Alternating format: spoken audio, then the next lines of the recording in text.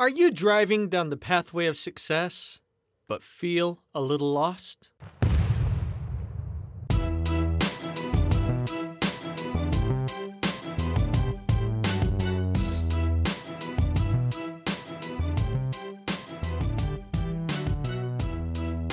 Welcome to Season 2 of Security Pro Insights. You're listening to Episode 13. Our guest today has a lot of experience with career transitions, and he finds success along the way with each move.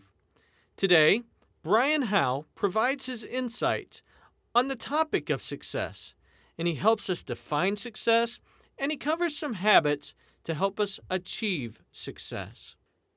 But before we dive into this episode, I want to invite you to the Security Pro Insights Facebook group. I know there are group options out there that are more professional in nature, but it's my hope that we can connect both professionally and personally. Facebook allows us to let down our guard and interact in a more relaxed environment. You know what I mean. You've been to that conference where on the show floor everyone's talking, all bundled up in their suits, but the real connections happen a little later after the event. Well, that's my goal with this Facebook group. I know you're listening, and now it's time to connect. We can do so at facebook.com/groups/SecProInsights. That's SECPRO Insights. But for now, let's dive into this episode.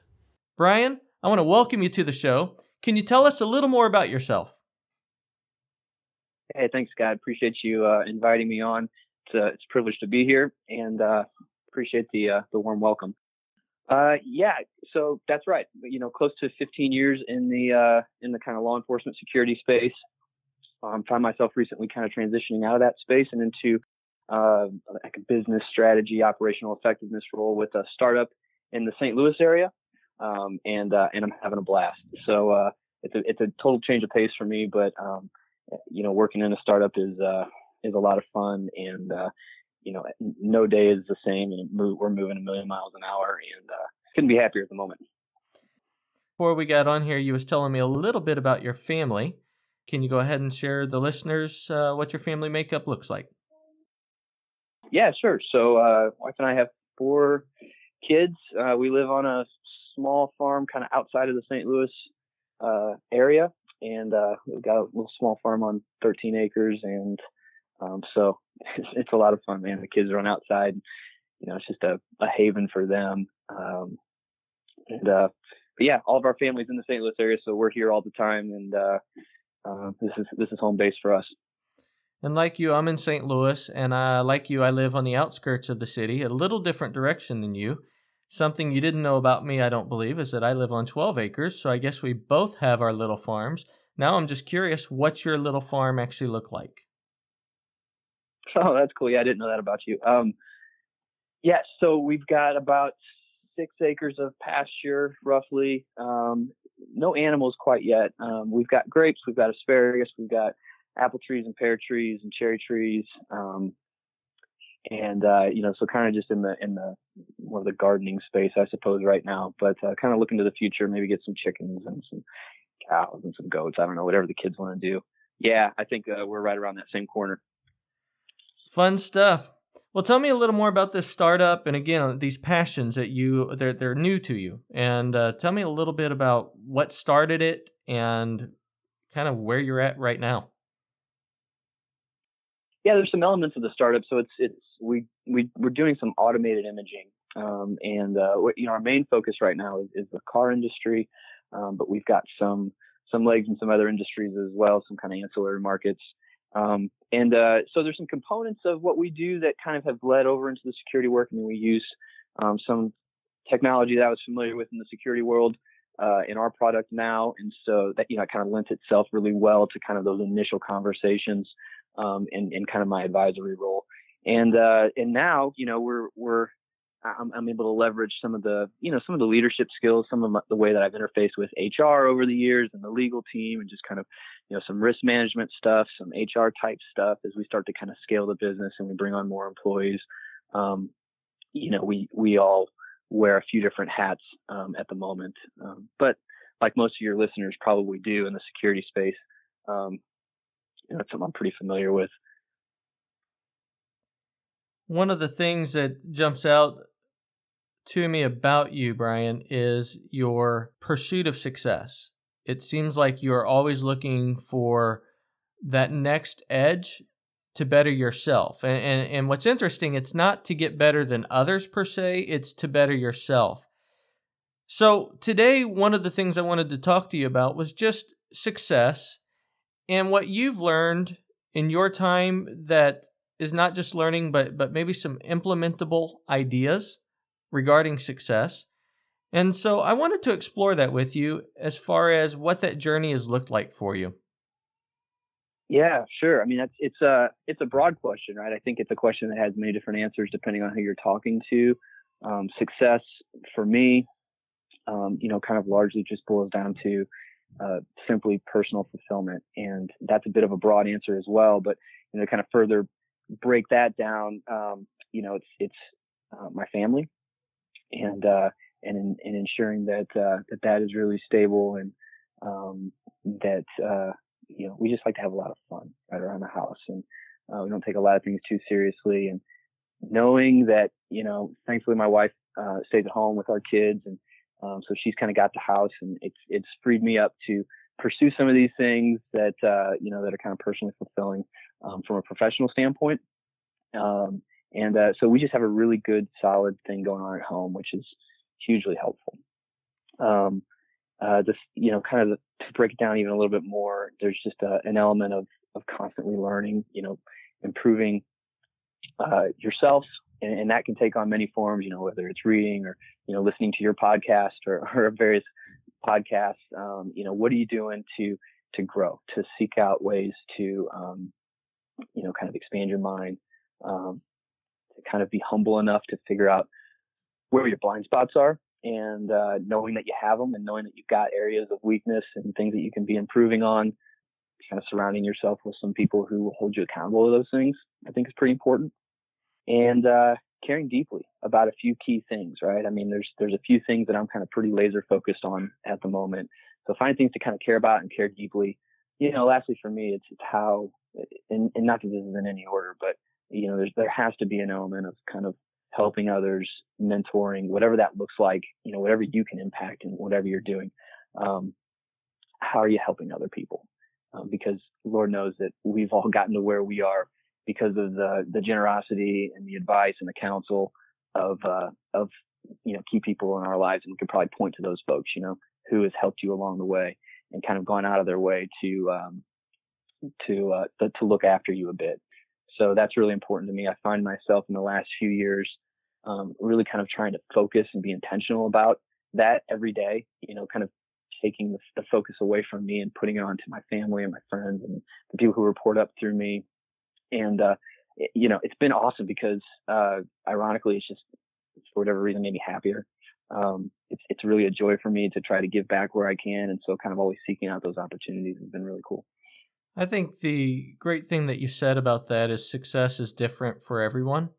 And personally, I love your definition of success. I love personal fulfillment. I'm a big fan of where you're directing your efforts right now, and am a believer in what you say as well of the fulfillment of focusing on family and helping others, and that's just deep rooted into my foundational belief system. However, success can be different for each individual person, depending where you're a lot of times getting your messaging from. To some, success is a career position. To some, success may be a financial position. To some, success may be a personal position, and again, personal life. So I guess I'm curious about your opinion in this one topic.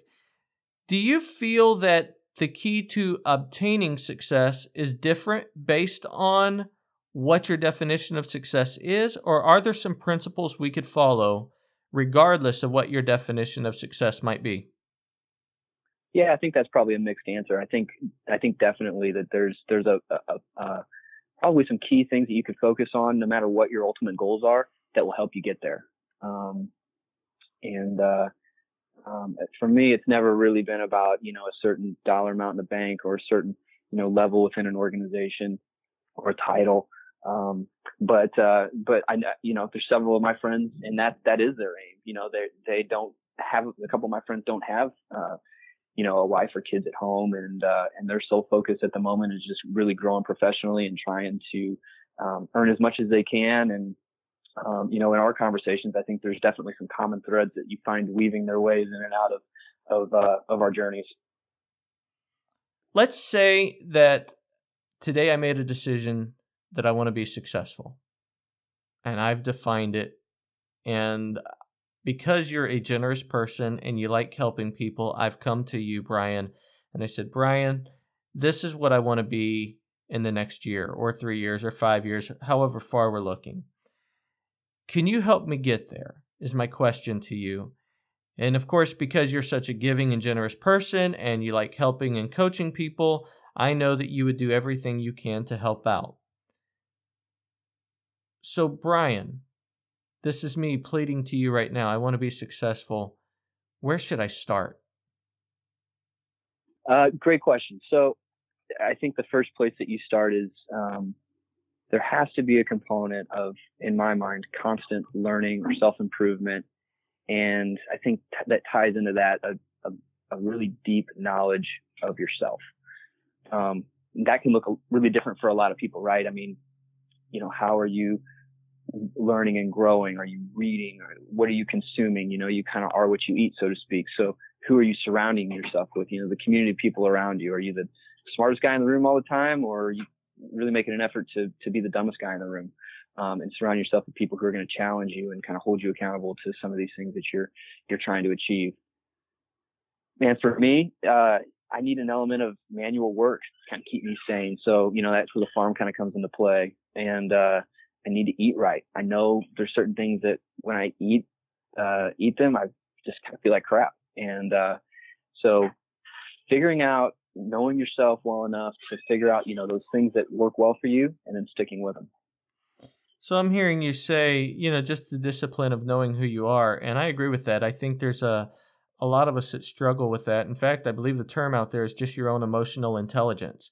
Understanding who you are, who you want to be, and your drivers behind that. I want to jump, or not jump, I want to go back to the constant learning topic, because I believe that is a key component to success. I think the moment you stop learning about whatever topic, and it can be any topic, I guess the moment you stop learning is the moment you stop growing, and that's the moment you're going to struggle in the area of success because others will pass you up. I get excited because continuous learning no longer has to be about going to get an education at university. And I want to be very clear here. I'm a big proponent of college degrees. I personally think everybody that has the opportunity should go get a college degree. And often I believe that is for each individual's own self-confidence, just to know that they've done that. But the reality is life takes many turns, and often our degree that we obtained in our youth may not be focused in an area that we want to grow in. So what's your thoughts on educating ourselves? What are some ways I can educate myself and not have to go back to a university per se in order to do that? Well, yeah, I think everybody would agree that, college degrees are beneficial, and I don't have one.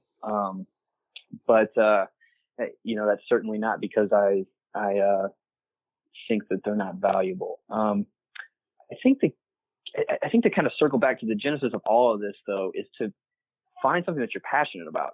And unless you find something that you really kind of care deeply about, you're not going to invest in that growth. You're not going to find the books. I mean, knowledge is not the issue, right? If it were just about knowing something, we'd all be millionaires and retired at 35 years old, because it's all over the place, right? It's how you're applying the knowledge. It's kind of being strategic about what you're learning, when you're learning it. And I do think that there's an element about, just being really focused.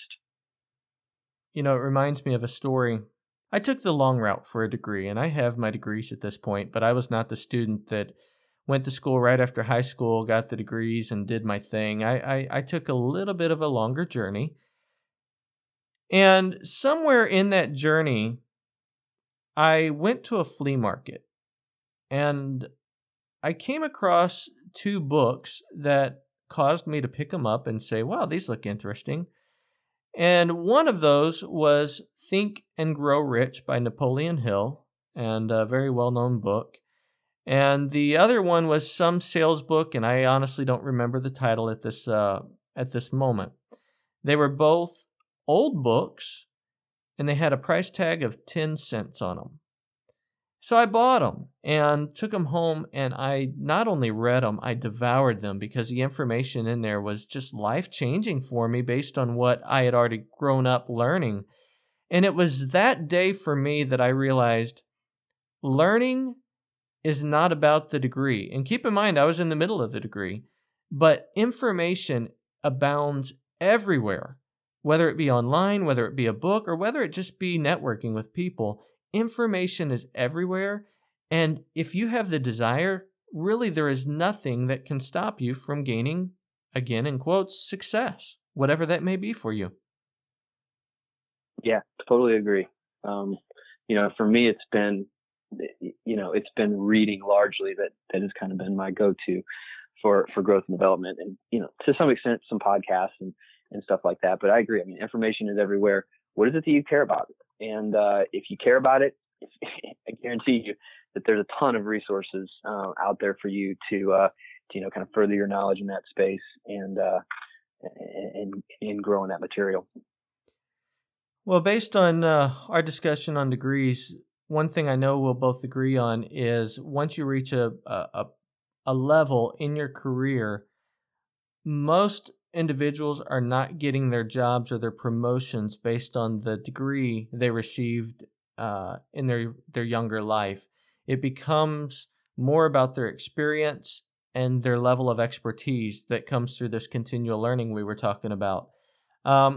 To you, what's it mean to kind of become an expert? Because I think that's been a part of your success is taking this information that you can get your hands on and learning about it, but somehow taking it to a level of implementation.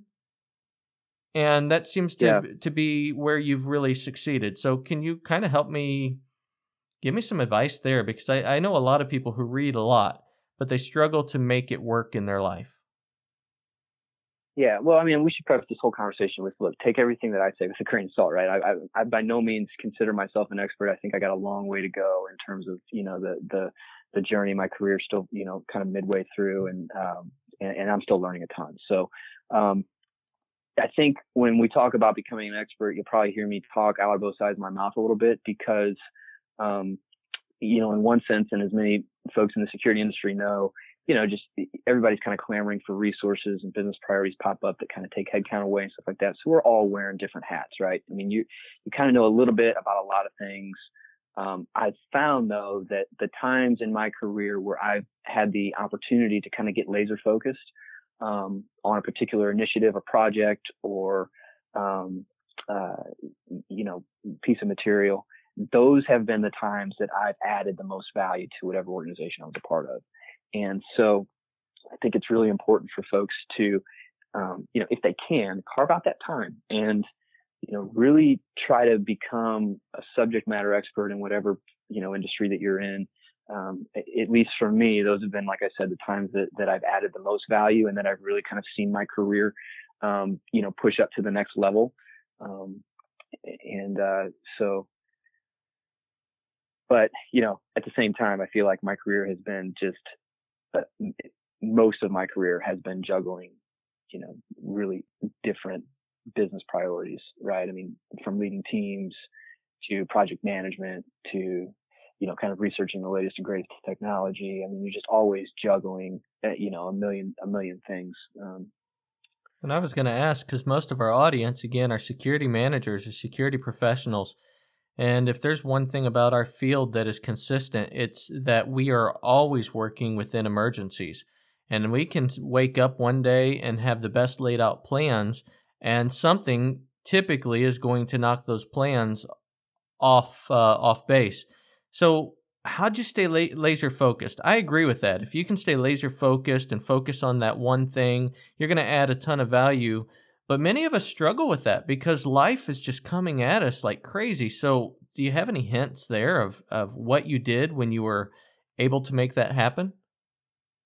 Yeah, I mean, there's been a few organizations I've been a part of, and especially now, I mean, you have to move fast, and I've learned over the years how to move fast. I've still got runway left. I mean, I can still learn how to move even faster, but um, it's difficult, right? I mean, you got, like you said, a million things that you're juggling. You're trying to kind of stay focused. I mean, everybody's scenario is a little bit different. You know, whether or not you have teams, you can kind of help delegate some things down to. It ultimately just kind of comes down to prioritizing and executing. You know, what's the most important thing? What's going to add the most value? And you know what? Frankly, that might even be sometimes the thing that your boss doesn't want you to focus on at the moment, or that you know, I think there's an element of risk taking. You know, kind of observing the landscape and going with your gut a little bit. I mean, there's a million things that are competing for your time. And so you have to be strategic in that space. You have to kind of see the forest for the trees, take a step back and look at the big picture. What's going to be the most impactful thing that I can do right now? And then what's the second most impactful thing? And what's the third? You just got to prioritize those things and then execute. And you know, there's nothing out there that's going to make up for, you know, kind of burying your head and buckling down and doing the work. But you know, like I said, those times have been really the most rewarding and the most impactful from a business perspective when I've been able to kind of really focus and feel like, you know, I have the confidence to say, yeah, I can really speak to this issue right now. I like what you said there, and I'm going to add to it.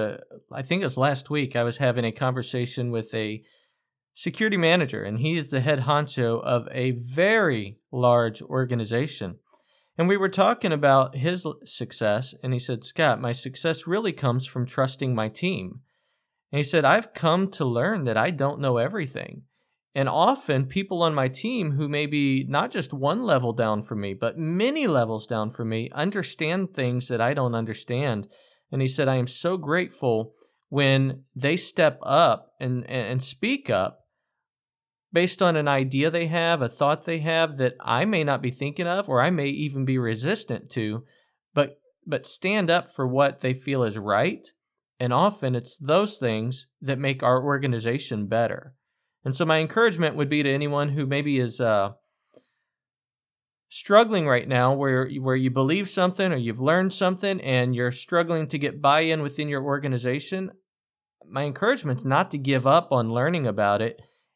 You may find that by sticking to it and becoming an expert within what you're learning about, put you in an opportunity to add value to your organization and possibly and potentially add value to your career as they advance you because of you sticking with your guns. Yeah, that's really good advice. The other thing I want to throw out there is you kind of downplayed yourself being an expert. And according to John Lee Dumas, who's I'll call him a famous podcaster, he's one of the big names out there. I hear him say all the time that in the court of law, the definition of an expert is a person who knows more about the topic than everyone else in the room. So when you look at it that way, we're all experts at something. Yeah, I think that's fair.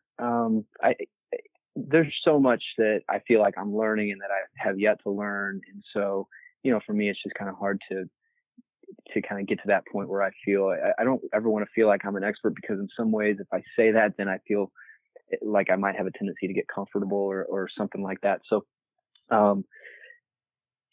yeah, I don't know, man. I think, you know, I think there's certainly a lot that I've learned over the years, and a lot that I've been able to kind of implement in organizations that have really added value. But and our world is ever evolving, our industry is ever evolving, and so it's pretty difficult to stay on top of all of it. I'm going to lead you a little bit with this one here, Brian, but the reality is this. I know a little bit about your mindset here. I think often we do get comfortable of being the expert. We read 10, 20, 30, maybe 100 books on a topic, or we went to conferences, and all of a sudden we know everything about a topic and we begin to get comfortable with our expertise. How can I ensure that I don't get comfortable? Are there some ways that once I've learned it all that I can ensure that I'm still growing? And what's your thoughts there?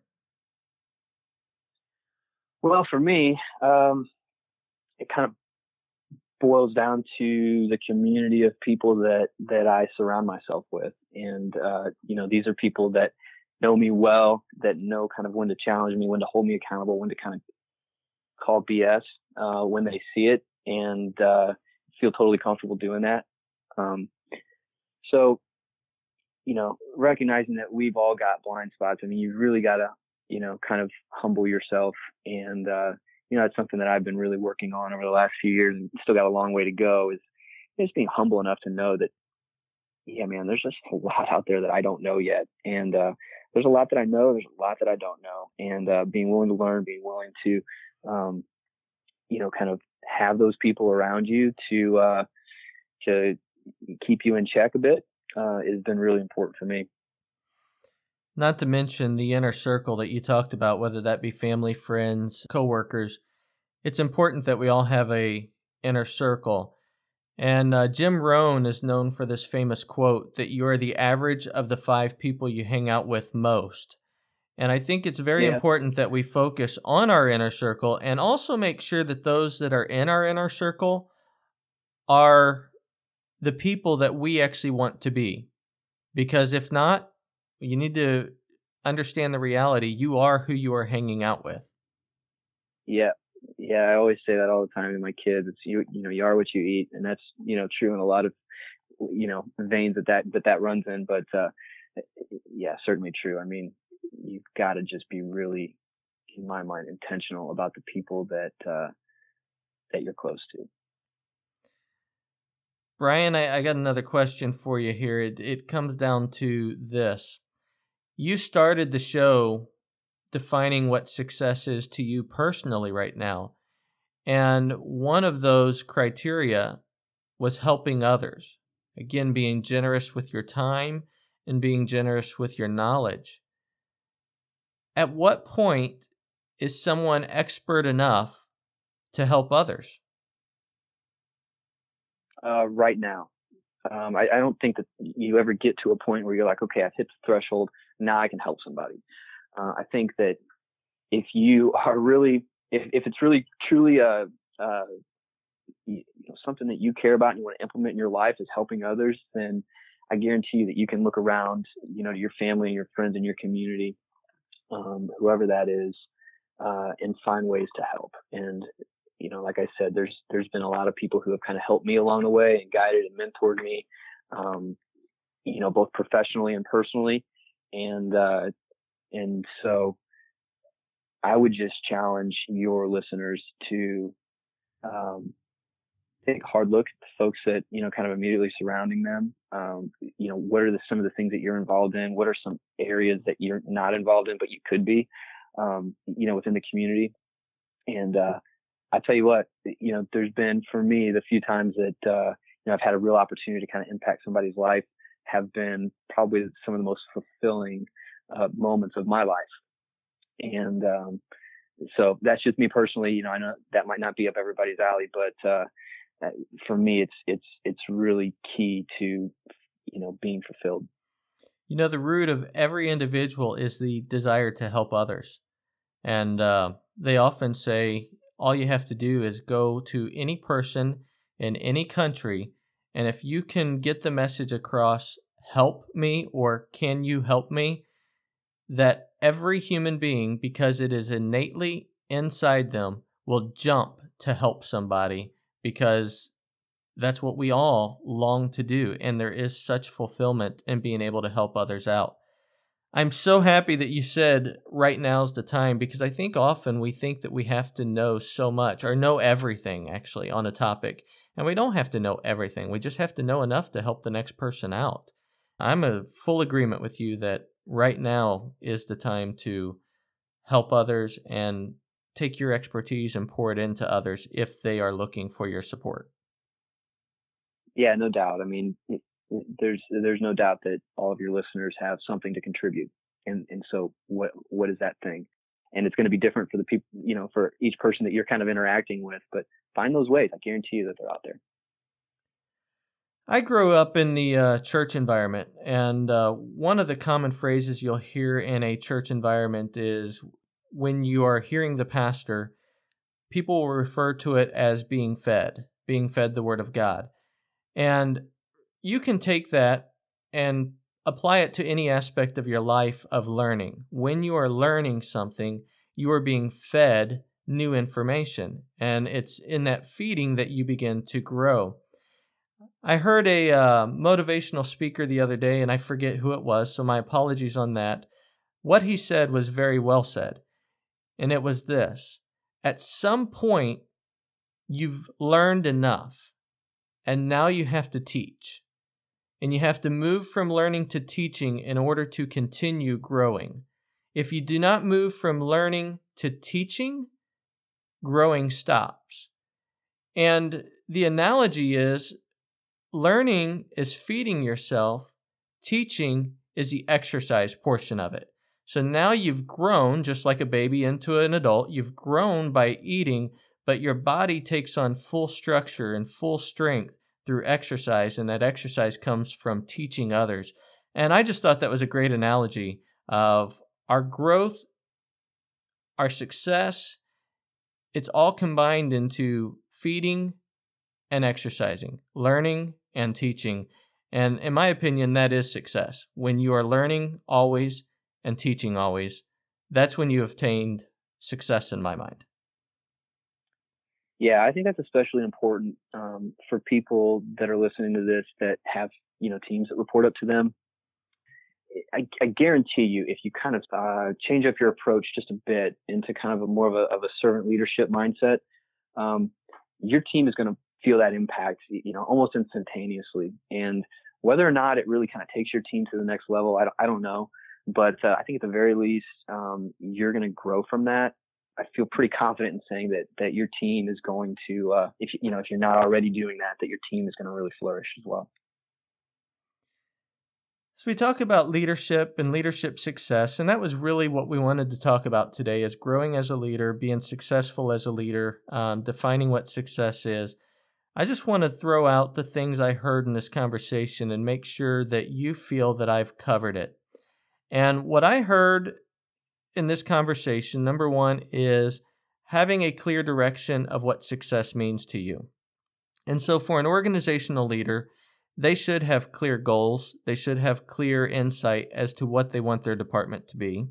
I heard you say that it's important to always be learning, and that learning can come from books, podcasts, or even teammates within your group, or even associations. I heard you say that we need to take our learnings and begin pouring it into others by being a servant leader. So not holding it all yourself, helping everyone else, and being generous with our time and efforts. What have I missed? Is there anything I've missed when it comes to boiling down what successful leadership really looks like?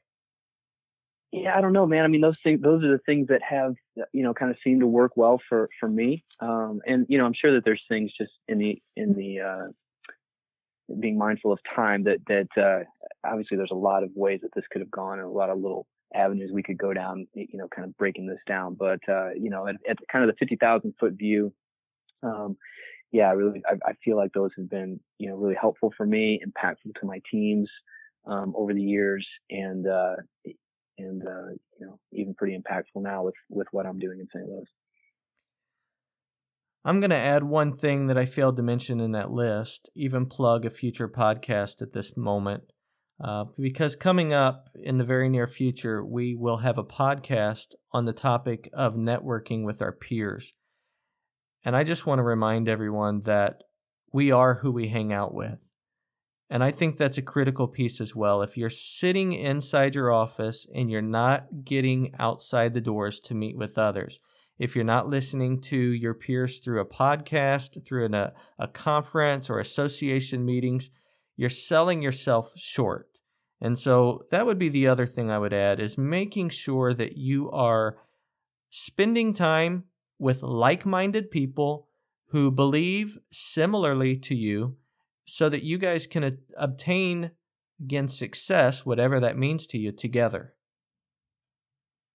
Yeah, totally agree. And then I would just maybe piggyback onto that, the idea of, when you're networking with your peers and industry leaders, just kind of check your motivations, right? I mean, so often there's a tendency to reach out to your network, when you need them, when you're looking for a job or when you're looking to kind of tackle on a project or whatever it is. But I think it's really important to, as you think about your network, as you think about these people, is how are you giving to them, and not just kind of leveraging your network when you need it.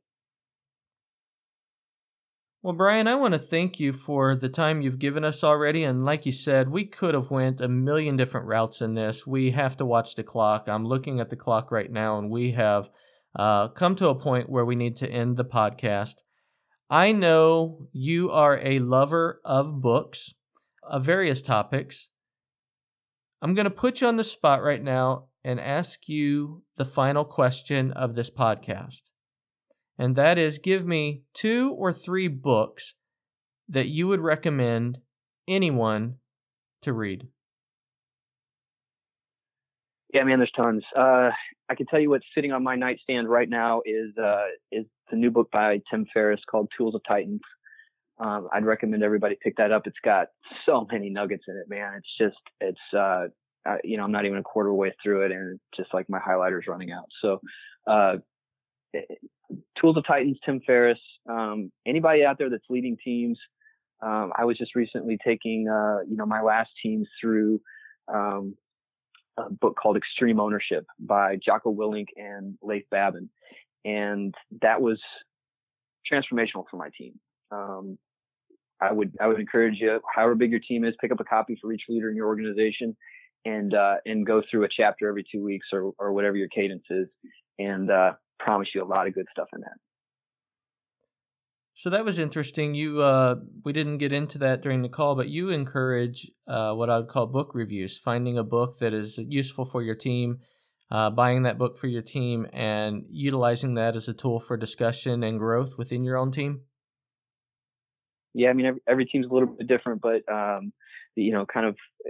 I think at the very least, even if the content is not exactly what you want it to be, it gets your team rallied around a common language, right? You can rally around some common principles.